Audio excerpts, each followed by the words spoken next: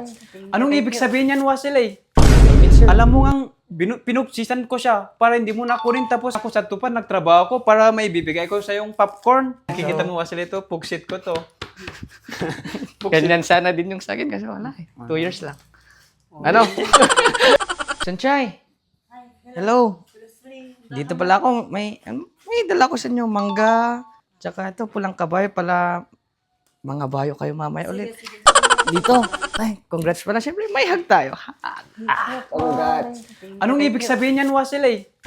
Sir. Alam mo ngang pinuksisan ko siya para hindi mo na kunin tapos Dominso, mali ang inakala mo. bakit? Ano bang ibig sabihin nito, Sansa? Hindi ka ba nakokontento sa akin? Hindi. Pinuksitan nga kita tapos hahanap ka pa ng iba? Gusto mo ba to, daddy? Hindi ako iba. Mali ka ng akala. Ikaw naman, Wasil. Dominso, relax ka lang. Nandito ako para kang congratulate kayong dalawa. Wala akong masamang Nakita ko intensyon. ang muntikan mo siyang ipugod. Hindi ko siya pugod kasi pinugod ko na noon eh. Kaya hindi na pwede kasi. Ano ibig Pinuksit sabihin mo. nun? Ako ba ito or siya? Ikaw to. Pumunta lang siya dito para mamasyal. Nanggaling ako sa tupan, nagtrabaho ko para may bibigay ko sa yung popcorn. Tapos, si Wasil nandito Iba na ka- naman. Iba kasi yung nasa isip mo. Iba yung ano mo. Oh no! Hindi ganun, Dominso.